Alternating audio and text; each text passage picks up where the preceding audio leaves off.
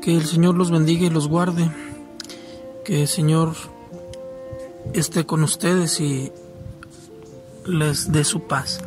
Compartimos la reflexión del Evangelio del cuarto domingo del tiempo ordinario, del Evangelio según San Lucas, capítulo 4, versículos del 21 al 30. En aquel tiempo Jesús comenzó a decir en la sinagoga: Hoy se ha cumplido esta escritura que acabáis de oír.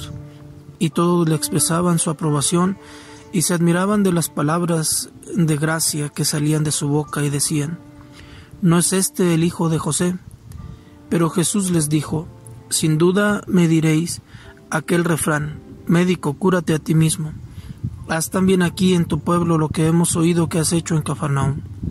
Y añadió: En verdad os digo que ningún profeta es aceptado en su pueblo. Puedo aseguraros que en Israel había muchas viudas en los días de Elías, cuando estuvo cerrado el cielo 3 años y 6 meses, y hubo una gran hambre en todo el país. Sin embargo, a ninguna de ellas fue enviado Elías, sino a una viuda de Sarepta, en el territorio de Sidón. Y muchos leprosos había en Israel en tiempos del profeta Eliseo. Sin embargo, ninguno de ellos fue curado, sino Naamán, el sirio. Al oír esto, todos en la sinagoga se pusieron furiosos y levantándose lo echaron fuera del pueblo y lo llevaron hasta un precipicio del monte sobre el que estaba edificado su pueblo, con intención de despeñarlo. Pero Jesús abrió paso entre ellos y seguía su camino. Palabra del Señor.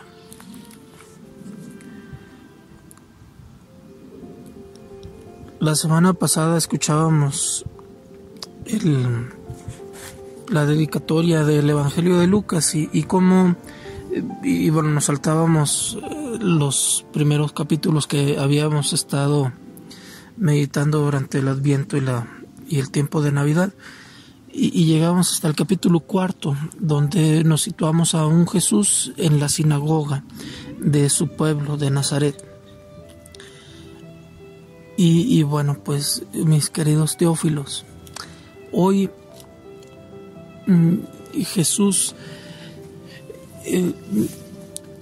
continúa predicando ahí en la sinagoga en su pueblo, en Nazaret, y lo dice con mucha claridad: hoy se ha cumplido esta escritura. La escritura del rollo de Isaías se cumple en Jesús. Ha iniciado el tiempo mesiánico.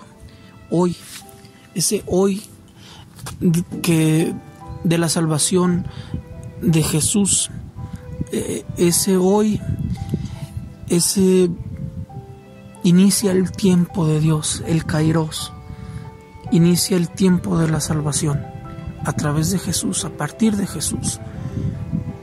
Tú y yo, que éramos leprosos, ciegos, pobres, que veníamos cargando con todas nuestras limitaciones y con toda la culpa de nuestros pecados y sus consecuencias, Jesús viene a decirte a ti y viene a decirme a mí: hoy se ha cumplido esta escritura. O sea, el Mesías ha venido para rescatarnos de nuestras limitaciones, de nuestras debilidades, de las consecuencias de nuestros propios actos.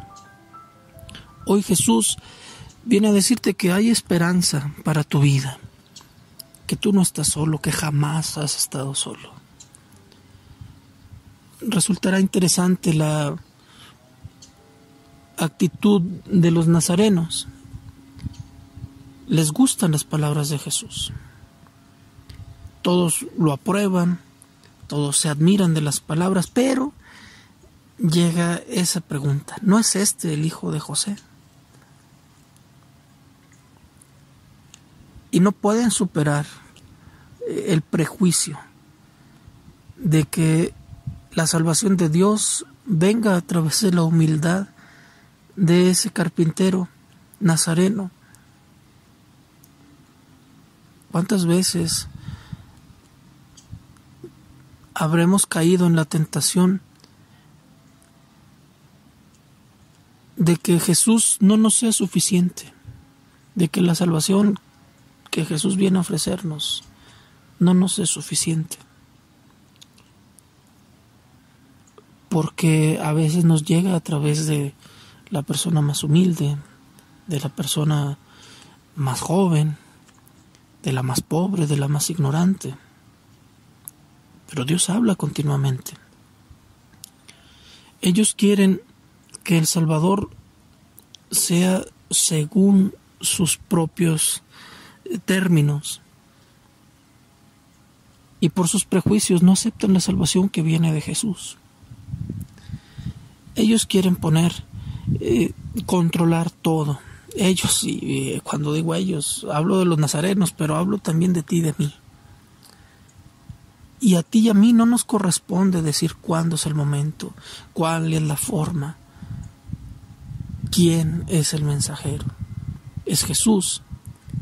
Es Él el que escoge el tiempo, es Él el que escoge el momento, Él es el que manda a sus mensajeros.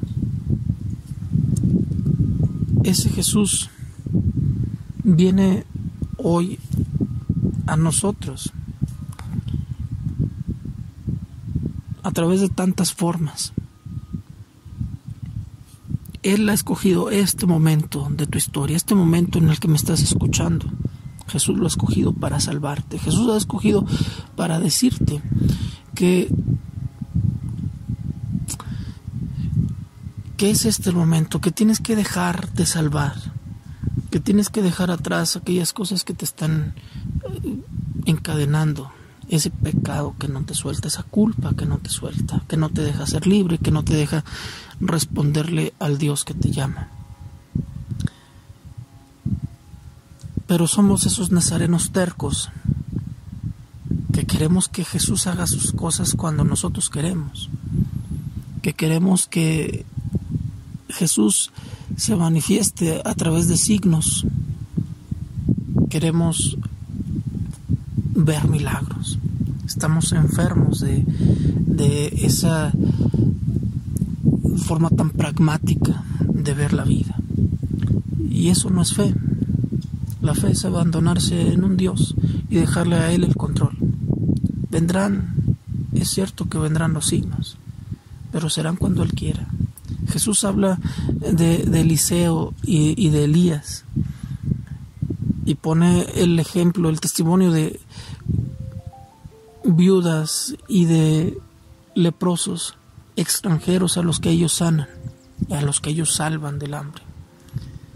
Porque no se trata de una carta de nacionalidad. No se trata de que si yo soy católico por el hecho de ser católico, por el hecho de participar cada domingo en misa y comulgar y confesarme, entonces tengo más derecho que el otro. No me corresponde a mí eso. Eso lo decide Dios. Un Dios que es más sabio que yo, un Dios que sabe, conoce mejor todas las situaciones personales de cada uno de nosotros. Un Dios que sabe darme lo que necesito y cuándo lo necesito.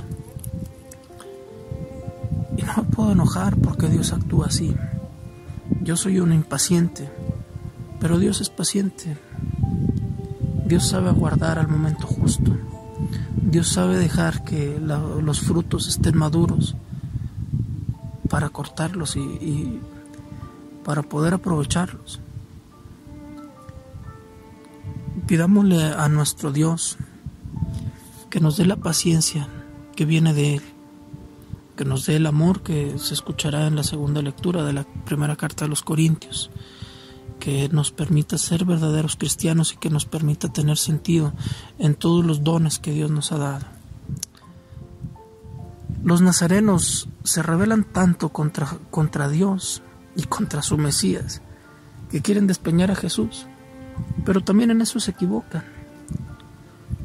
La vida de Jesús como profeta y como Hijo de Dios y como Mesías tendrá sus tiempos, pero no es Jesús el que marca los tiempos, es Dios el que marca los tiempos.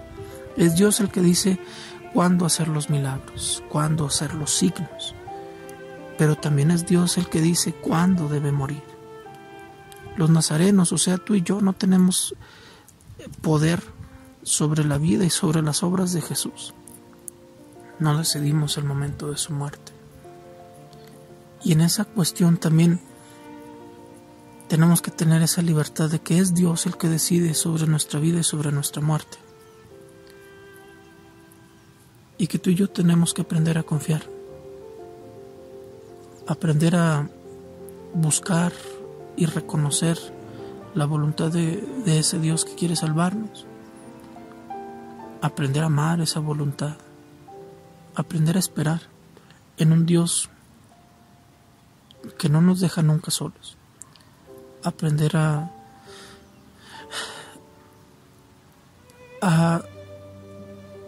que nuestros prejuicios no nos alejen de Jesús, que nuestros prejuicios no expulsen a Jesús de nuestra ciudad.